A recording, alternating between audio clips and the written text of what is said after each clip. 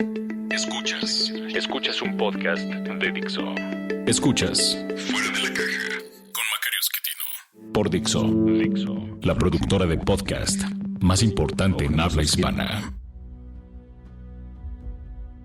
Bienvenidos, esto es Fuera de la Caja. Esta es la emisión número 64 de este podcast.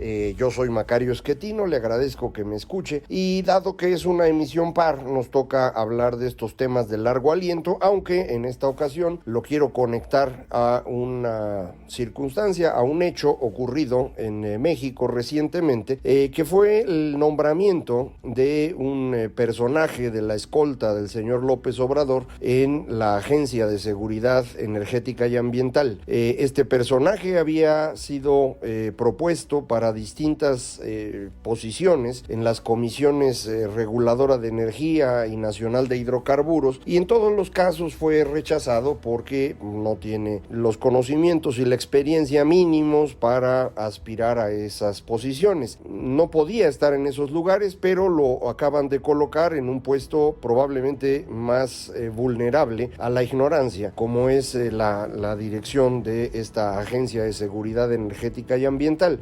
Cuando se le reclamó al presidente que lo hubiera nombrado, siendo que no había pasado exámenes elementales de conocimientos, él dijo que había pasado el examen de presidencia y con eso era más que suficiente, que a él le interesaba la honestidad en un 90% y la experiencia en un 10%. Esto, como usted sabe, es una mentira. Esto no es cierto. No es una preocupación del presidente la honestidad, es una preocupación la lealtad, y por eso nombra a personas incapaces en distintos puestos que son relevantes para él, que necesita tener bajo su control, y esto es lo que ha hecho en las comisiones que ya mencioné, reguladora de energía y nacional de hidrocarburos. Lo hizo también en la Comisión de Derechos Humanos, ahora en la Agencia de Seguridad Energética y Ambiental, y con esto va destruyendo la capacidad institucional para resolver problemas. Todas estas personas que han sido nombradas no van a decidir absolutamente nada que no hayan platicado previamente con él, que no hayan consultado, que no se les haya ordenado llevar adelante,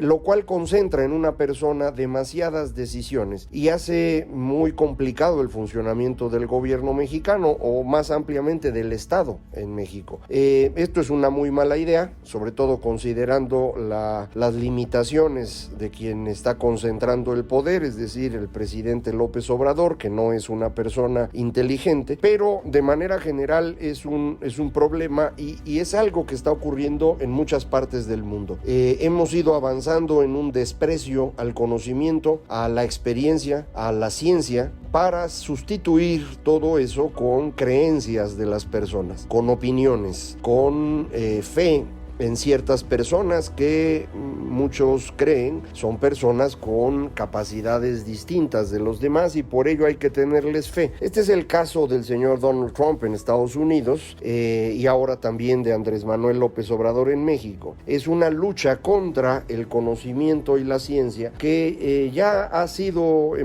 estudiada, digamos, en primera instancia en algunas partes. El señor Tom Nichols publicó un libro que recuerdo haber reseñado alguna vez en mi columna, que se llama así, el fin de la expertise, de la experiencia, del conocimiento, de la expertez, si me permite, no existe la palabra en español. Y este proceso es muy relevante porque al romper con esta fuente básica de conocimiento que sabemos cierto, lo que estamos haciendo es destruir las bases de la verdad. Y cuando no hay una verdad que puede demostrarse, entonces cualquier opinión vale más o menos lo mismo. Esto es una preocupación que existe en particular en las ciencias sociales, pero incluso a veces invade a las otras ciencias desde hace algún tiempo, alrededor de esto que se ha dado en llamar el posmodernismo, y en particular el relativismo cultural, que afirma que la ciencia no es un conocimiento acumulado, sino un discurso de poder construido por un cierto grupo de personas que tienen efectivamente ese poder para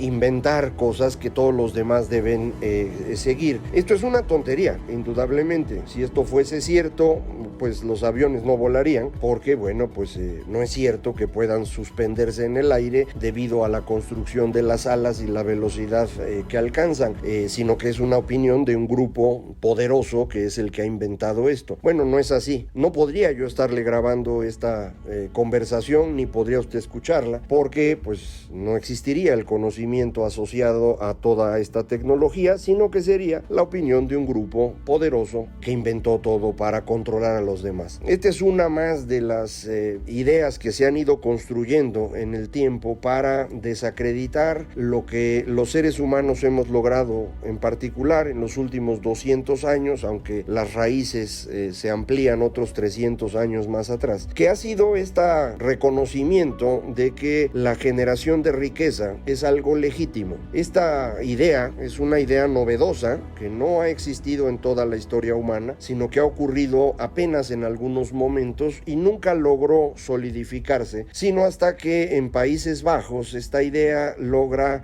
derrotar a los poderes militares a su alrededor durante el siglo XVI y XVII, y a fines de este último siglo, en 1688, la idea viaja a Gran Bretaña en la persona de William d'Orange, el esposo de Mary, la heredera del trono, que con la Revolución Gloriosa se instalan en Gran Bretaña, un poquito después ya llamado Reino Unido, y a partir de ahí se va a extender por todo el planeta, generando esto que muchas personas llaman capitalismo, que tiene su origen en una forma distinta de pensar. El señor Marx se equivocó en muchas cosas, y entre otras se equivocó en esta idea de que la economía es la que determina el funcionamiento de las sociedades. A mí me parece que es muy claro cuando uno revisa la historia que lo que cambia el funcionamiento de la sociedad son las ideas, y la economía se acomoda a estas nuevas ideas. Después de que la riqueza es considerada legítima, insisto, en estas épocas, siglo XVII, moviéndose a Gran Bretaña a final de ese siglo, es cuando la tecnología empieza a ser algo útil. ¿Por qué hay revolución industrial? Porque tenía sentido utilizar la tecnología, porque parte de lo que se produjese con esa tecnología era riqueza que se podía apropiar la persona que impulsara esta tecnología. Esta es la gran diferencia con lo ocurrido antes de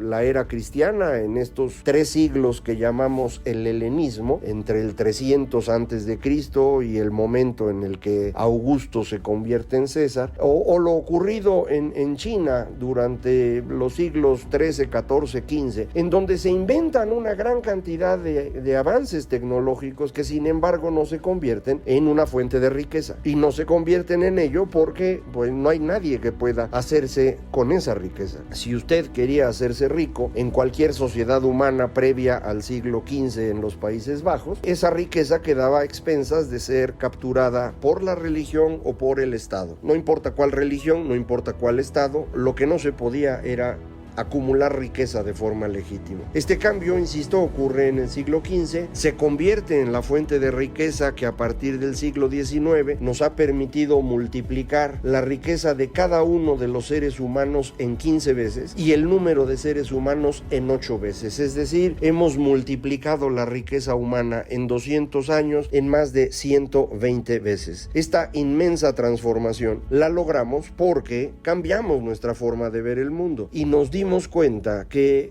la riqueza tenía sentido, y alrededor de eso la tecnología lo tiene. Y esta construcción parte precisamente de que los seres humanos podemos aprender cosas que nos permiten trabajar de mejor forma. La revolución científica del siglo XVII no es coincidencia, ocurre precisamente alrededor de esta revolución mental que permite la construcción de riqueza. De hecho, ocurre en Europa porque en distintos lugares de ese continente o ese pequeño espacio de un continente se puede uno mover para evitar que la religión o el Estado lo destruyan a uno, ya sea porque uno genera riqueza o porque uno genera conocimiento. De manera pues que si yo no permito la generación de riqueza o la generación de conocimiento, lo que voy a tener es una sociedad como eran las sociedades humanas previas al siglo XV, es decir, sociedades pobres, sociedades aisladas. Y me da la impresión que esto es un poco lo que buscan los líderes inescrupulosos que han alcanzado el poder en varias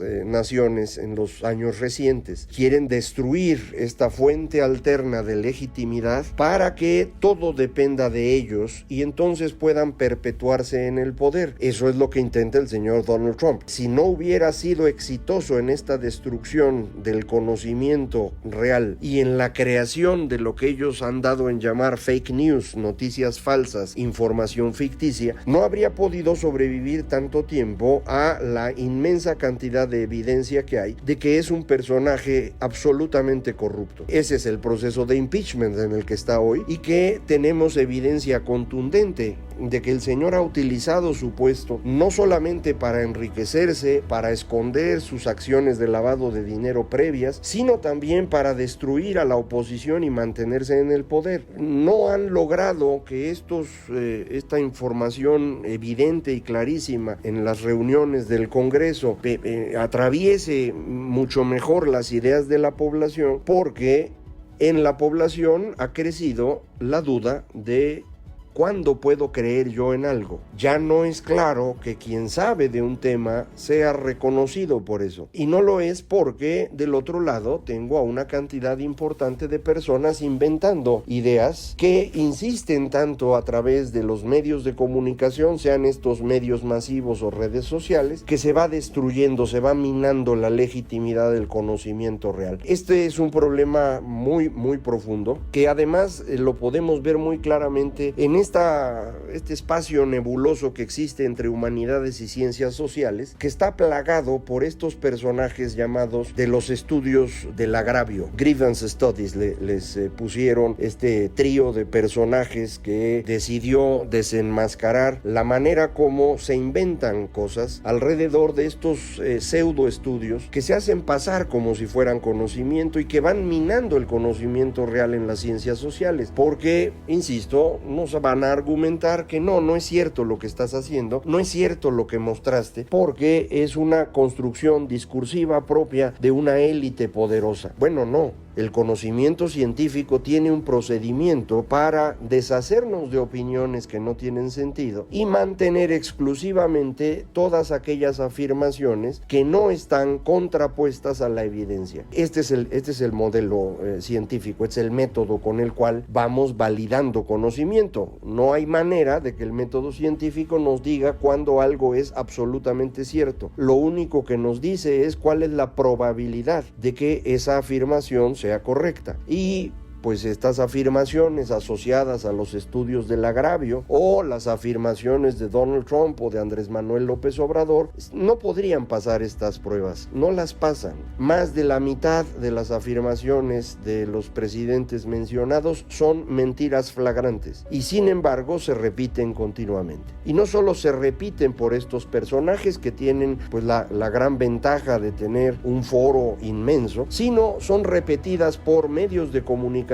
afines o por seguidores, ya sean reales o inventados, en las redes sociales. Y conforme vamos destruyendo este conocimiento válido que se construye a través del método científico, vamos destruyendo la posibilidad de tomar decisiones correctas. Esto puede convertirse en una tragedia real. Es preocupante por esa razón el nombramiento del señor mencionado en la Agencia de Seguridad Energética y Ambiental, porque su desconocimiento del tema puede convertirse en muertes, y esto sería algo muy grave, pero eso no parece importar al señor presidente de México, que ha hecho nombramientos similares en otras áreas. Entiendo que en COFEPRIS no andamos mucho mejor. Creo que lo que ha estado haciendo la Secretaría de Salud en su ataque directo a los institutos nacionales de salud pública o en la caída de presupuesto en el Seguro Social y el ISSSTE nos muestran con toda claridad que la salud de los mexicanos es algo poco importante para el presidente. El conocimiento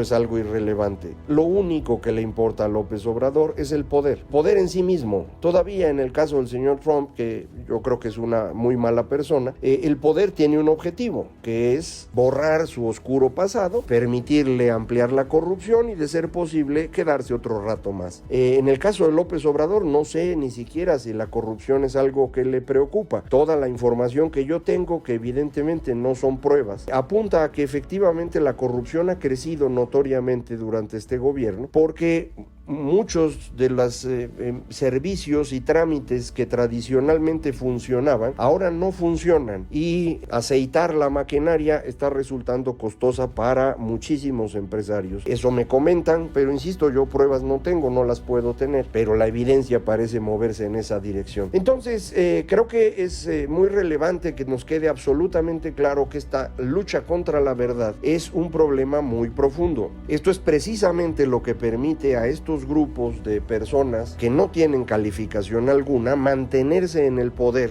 durante mucho tiempo, ir ampliándolo e ir generando esta polarización social que eventualmente se convierte en violencia. Es exactamente lo que ocurrió en los años 30. No hay mucha diferencia. Es exactamente la manera como se construyó el comunismo soviético o como se construyó el mito de la revolución cubana como un espacio de libertad en América Latina. Es absolutamente falso, pero las evidencias para demostrarlo fueron destruidas en Cuba. Tenemos datos anteriores a la revolución cubana que nos indican que ese país tenía el mejor sistema educativo y de salud antes de la llegada de Fidel Castro, no después, como los propagandistas insisten en afirmar. Insisto entonces en que la destrucción del conocimiento y la verdad es una de las circunstancias más serias que tenemos enfrente, es algo que no se va a detener con facilidad y es algo que tenemos que tratar de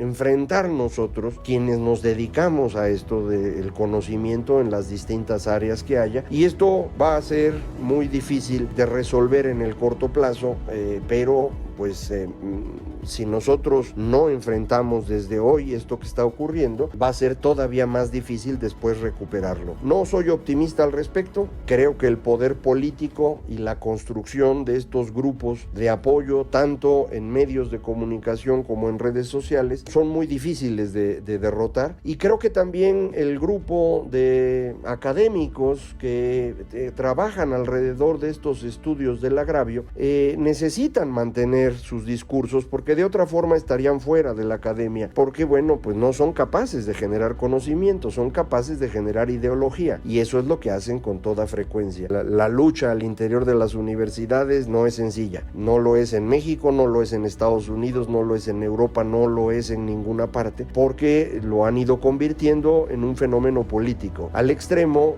Usted habrá visto noticias de que tenemos ataques a la libertad de expresión en universidades estadounidenses, porque dice quien viene a hablar no es un estudioso de la democracia o un estudioso del populismo, sino que es un representante de las élites que utilizan al poder para inventar ideas. Bueno, yo le diría, si el conocimiento no puede estar a discusión, pues deja de serlo. Entonces vamos, insisto, a tener tiempos oscuros alrededor de esto. No es nada más México, es un fenómeno global, pero evidentemente pues a nosotros nos preocupa más lo que ocurre aquí. De cualquier manera, insisto, aquí seguimos a ver hasta cuándo, tratando de impedir que estos fenómenos se extiendan y vayan destruyendo este mundo exitoso que fuimos construyendo, particularmente en los últimos 200 años. Le agradezco mucho que me escuche. Recuerde, soy Macario Schettino. Para comunicarse conmigo, @MacarioMX en Twitter, macario@macario.mx el correo electrónico. Muchísimas gracias. Esto fue Fuera de la Caja.